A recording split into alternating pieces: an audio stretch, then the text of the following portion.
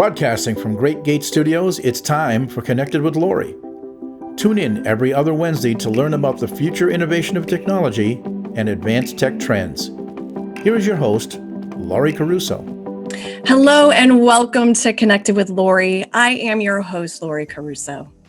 On our show, we highlight the future innovations of technology. On this show, we're going to do something different. We are going to highlight an important topic, human trafficking. It exists. It exists today, and it's in the U.S., and we're bringing light to that. I'd like to welcome my guest, Ashlie Bryant from Strands Global Foundation, to talk all about human trafficking. Hi, Ashlie. Hi, Laurie. It's so nice to be here. Thank you so much. Good morning. Good morning to you too, and thanks for being on the show. You know, our audience is always captivated by technology, but we have to really highlight some of the important things out there as well. So I'd like to talk to you a little bit about human trafficking and Strands Global Foundation and what you guys do today. Absolutely. I'd love to be able to talk about that. You know, when you opened the show, I love that you said human trafficking is happening in the U.S., because I think that that's one of the things that we address at Strands Global Foundation, is that oftentimes Americans believe that human trafficking happens overseas only. And the reality is that it happens right here in the United States in plain sight to our American kids, to our American youth, our young adults, and really important for us to understand what it is and what it isn't. It's really important too. I mean, you hit it. I didn't know that it existed in New York City or California or, all of these places. And I noticed that California, Texas, Florida, those are really important states that are highlighting the importance of human trafficking. Yes. In fact, the National Trafficking Hotline every year puts out a report for how many cases, how many incidents of human trafficking have been reported by state, which is really important for us in the anti-trafficking movement. As an agency, we want to be able to see how many survivors have called for help, how many people have reported what they in their gut sense as human trafficking, the crime. And we're seeing those numbers go up, and especially with this pandemic. And we also, as you talked about technology, the role of technology as it relates to human trafficking is something we're seeing on the rise as well. Wow, that's incredible. So tell me a little bit about what you do at Strands and the importance of Strands collectively. Yeah, absolutely. So I think that in order to be able to talk about what we do as an agency, one of the things that I know you're super passionate about and I love is this fact versus fiction, right? So what is human trafficking? It's both commercial sexual exploitation, or what we call sex trafficking, and forced labor. So there are two elements to human trafficking that are measured in the US by the National Trafficking Hotline. So what Strands does, and our mission and our vision is a world free from human trafficking. So free from forced labor, free from sex trafficking, and not only in the US, but in the world. But our mission is around prevention. So at Strands, we focus in on how do we prevent sex trafficking from happening? How do we prevent forced labor trafficking from happening, right? So in our prevention, then we go one level down and we talk about three areas, or 3 E's. We talk in threes a lot at Strands. And that is prevention through education, prevention through employment, and prevention through engagement. So how do we, in this umbrella of forced labor and sex trafficking, focus in on prevention in education, employment, and engagement? That's really what we do at Strands. Wow. Is in there. Yeah. That's pretty incredible. So now how do you get out there? I mean, what's your method of being able to prevent, teach, and get the message out? Yeah. So each of our initiatives, the 3 E's, we focus in on different areas. So the first E of education, the beautiful thing about it is that we started 11 years ago. So we have been a nonprofit for 11 years. And in those 11 years, the focus has been really what Frederick Douglass said a long time ago. It's stronger to build strong children. It's easier to build strong children than it is to repair broken men. So with that, it is, can we start with our youth? Can we educate our youth on the tactics of traffickers, on, to trust their inner voice or that gut feeling, because we're almost 90% of the time, actually 99 research says that it's accurate. How do we teach our children to when they're online to be safe? What does that look like? How do we have open conversations with them? So we start with the education in schools. So we have a Protect program, it's called, and K through 12, we actually train all educational staff. And then we also make sure that the staff are actually teaching students. So that Protect program is holistic in nature, and it makes it so that a school community is protected, right? So we make sure that the whole educational staff is trained, then the students are educated by the teachers who see them day in and day out. And then there's a protocol that we put together so that if someone's identified or if someone is self-identifies, that they can actually get the resources they need through this protocol that we will have developed with the schools. The beautiful part, because you focus in on technology, is that we have a partnership in this program with Arizona State University, and we are able to use a platform called the Growth Platform. So it's not just a learning management system. It's how do we see our teachers grow in their knowledge? How do we see our students grow in their behavioral change? And with that, we see prevention, right? That's how we actually see preventing the crime, is through this holistic view. Now, the other part of education is training. And so we have different corporate segments that we've gone out to the world where we do training, whether that's wellness advocates, or that is the transportation industry, or the firefighters association and industry, or the wireless industry. So because of our 11 years of working on raising awareness and increasing knowledge, we really can step into this training component too, as well as the education component for kids. Well, and I think that's critical. I mean, we talk about prevention, education, clearly, you're seeing it statistically, what that does. And, getting out there and starting at such a young age, that's the target, right? For the most part. How do you see it though, from education, and is it working as far as comfort level for people to be able to identify first, but also bring it out? What's that comfort level like with this education?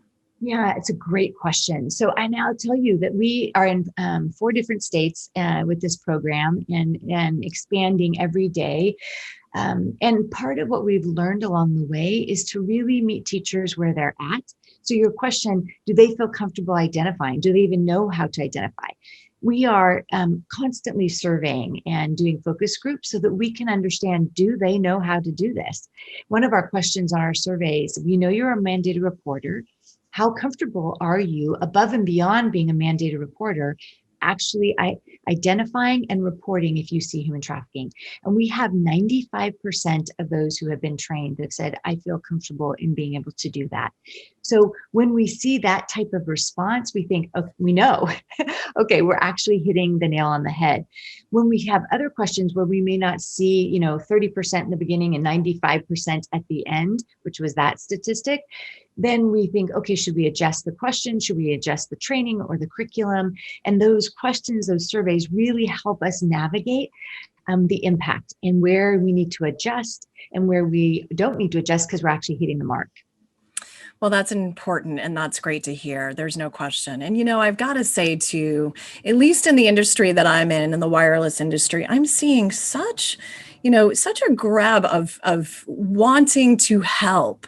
From the Tower Association to, the Firefighters Association, like you're saying, these are people that are on technically the front lines fighting, what they're trying to do, but having that education also, so they see something, they know what to do, what to say, and how to protect at that point.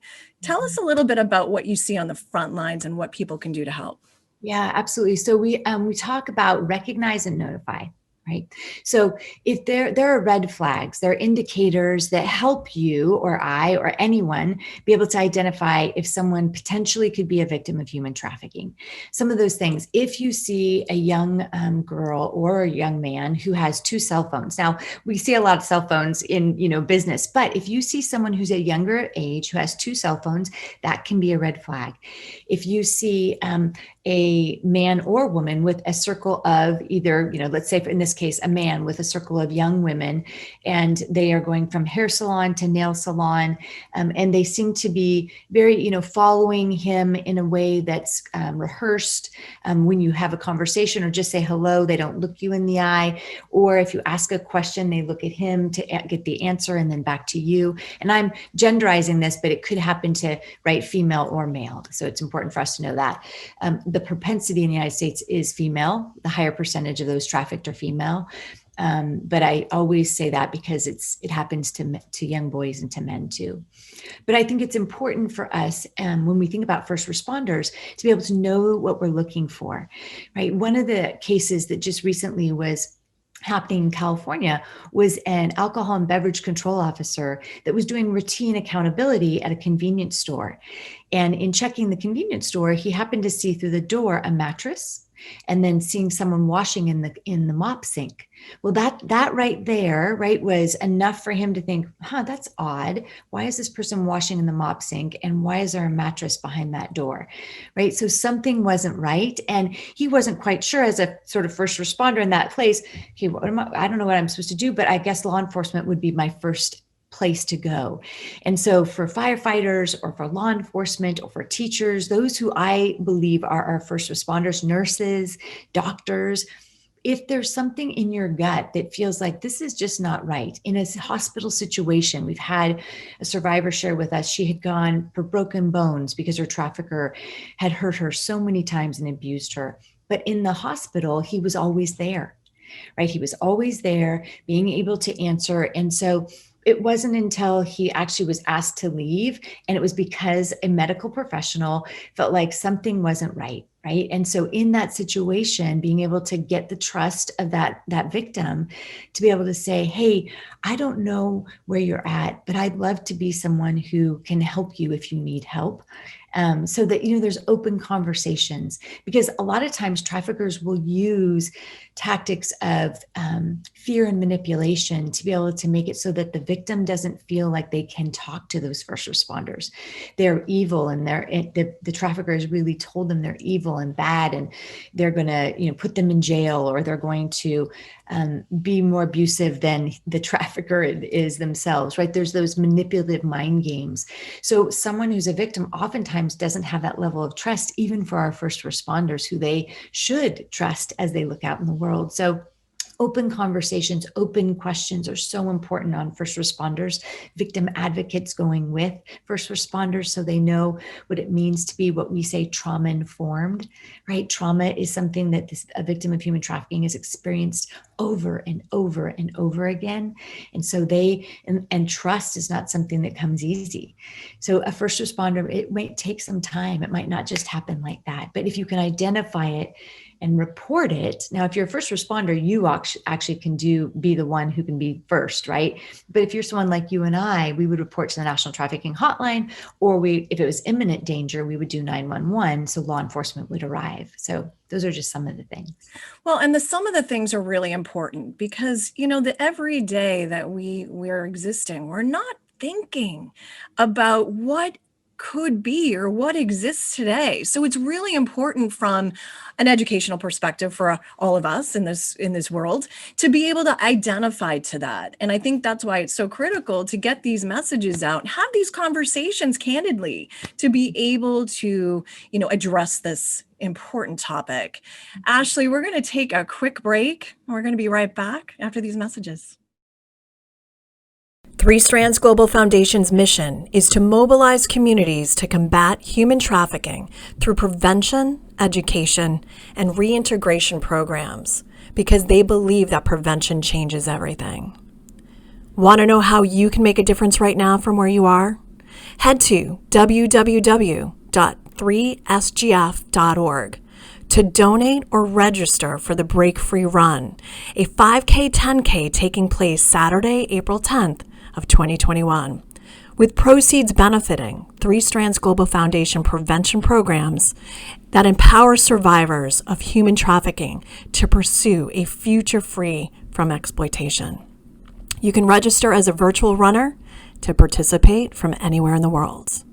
If you or someone you know is being impacted by this crime, please call the National Human Trafficking Hotline at 1-888-373-7888. You'll be glad you made the call. Welcome back to Connected with Laurie. Ashlie Bryant from Strands Global Foundation. I'm so happy again to have you on the show. You know, just before the commercial break, we were talking about the areas where you wouldn't suspect, but you're seeing like first responders going into buildings first, and then identifying certain aspects of this, human trafficking. First responders, doctors. What are some of the other professions that might also help to call this out? Yeah, actually, great question. So one of the things we did years ago and have continued to partner with agencies on is actually educating TSA agents at airports and making sure that our airports and their staff understand what to look for and identify. We don't have an Amber Alert for flights, right? So really important for us to be able to have our folks who are at airports and our pilots and our flight attendants to understand what trafficking is. The other places where we know that human trafficking is occurring, if there's illicit massage parlors, really important for us to be able to, know what's legit versus what's not, right? In a massage parlor.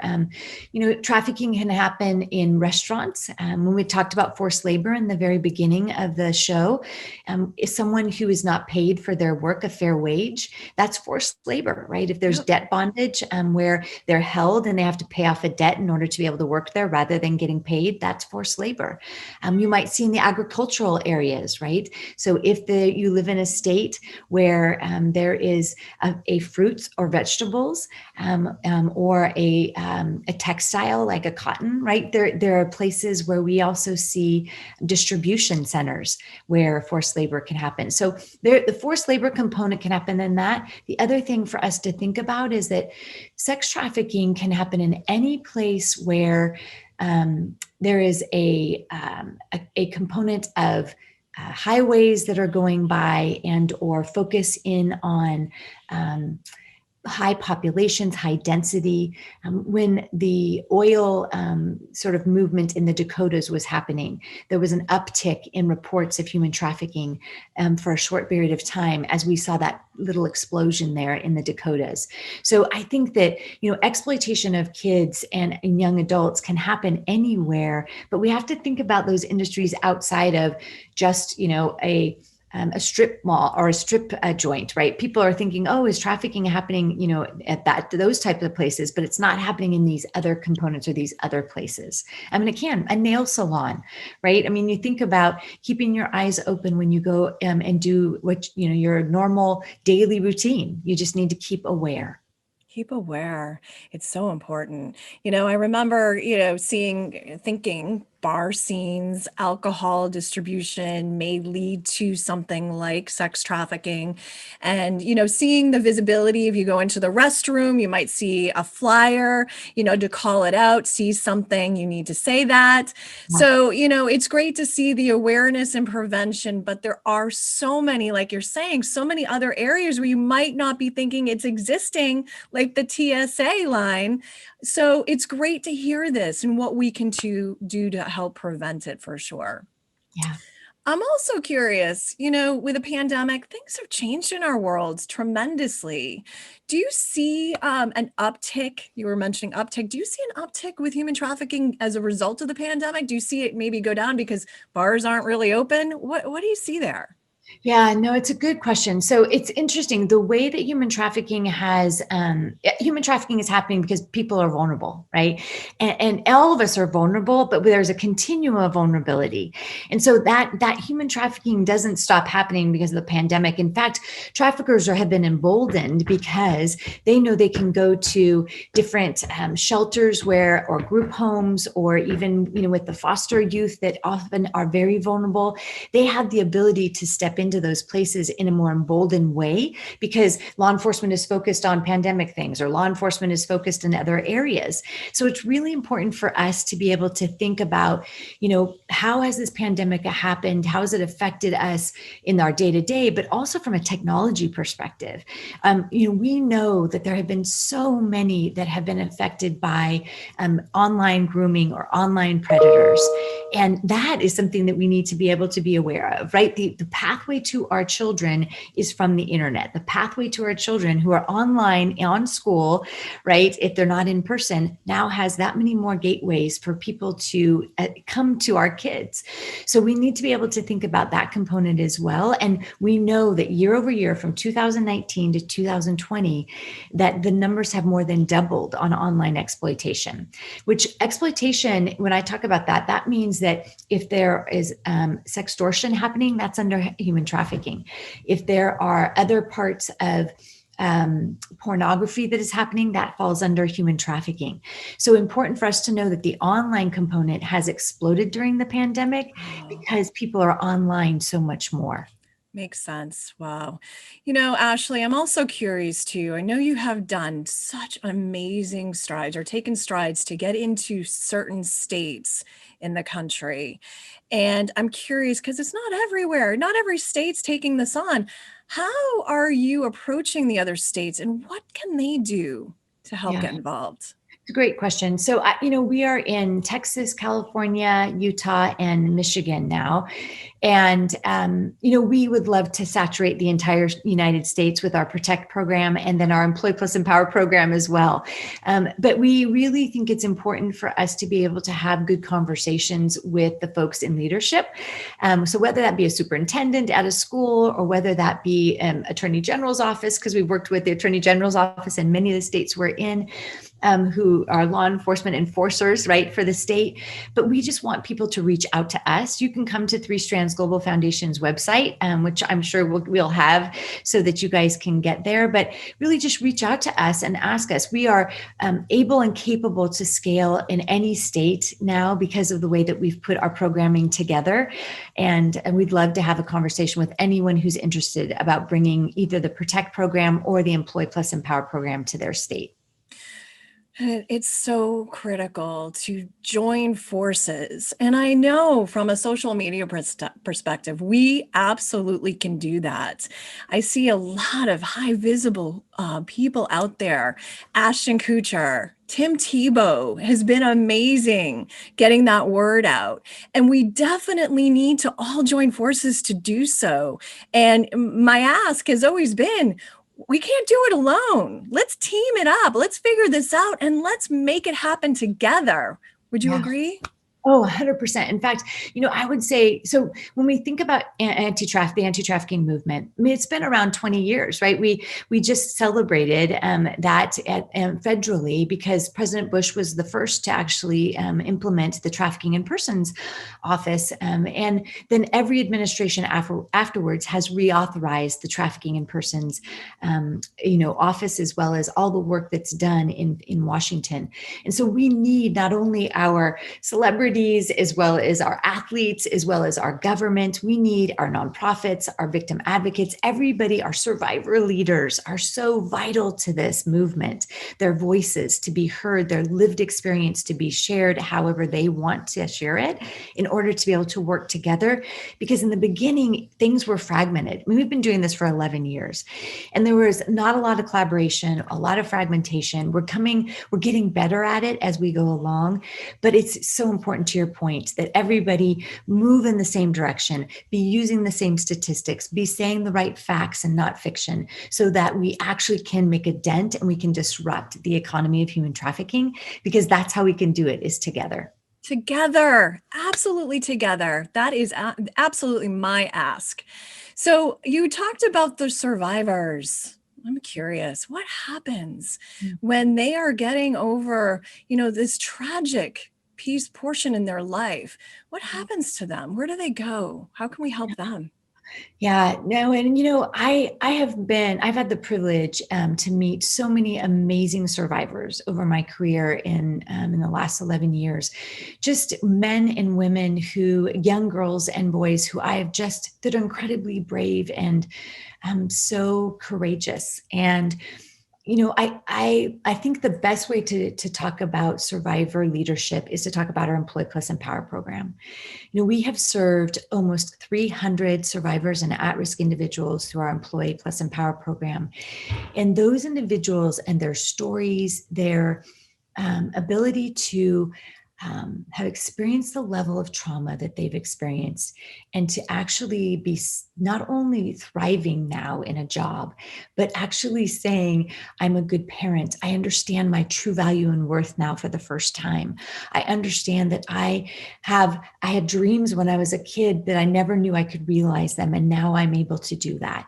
That just brings me almost always to tears, helps me sleep at night, when I think about the stories that they've shared with us. But they are incredibly important to listen to. And all of what we do at Three Strands is built on what they have shared with us and what they have been able to say, this is the direction you need to go. This is the way that you need to be able to have conversations with those who are victimized, and then in the survivor, place. These are the ways that you need to interact with us, and these are the ways you need to lift us and empower us, because of not only our lived experience, but because if we choose it, because we'd like to be able to use our stories for good. So it's really quite remarkable. Now, there are some, and I will tell you that the reason I got involved in this was my friend's daughter was trafficked. And, she has shared with me, Ashlie, it's not a journey of like straight shot, right? There's ups and downs. And we need to understand that and recognize that it's not just a trajectory that's up, that there are ups and downs along the way. And we need to be patient as those who are in this movement and in this, the supportive nature of survivor leadership. We need to continue to empower them. Just after all, there's hope. And I love that you brought that out. Education, prevention, and know that there is somebody out there to help. And so you can have hope. It can happen to anyone. Ashlie Bryant, Three Strands Global Foundation, I really appreciate you calling this out, human trafficking, on our show today. Whatever we can do to help support you, we are here to do so. We'll have the number also on the screen as well, and the website for others to get involved. So again, thank you so much for being on the show. Oh, thank you so much, Laurie. It's been a pleasure. Interested in being part of our show or advertising on our podcast? Contact us at info@fifthgenmedia.com for more information. We'd love to be a part of your success.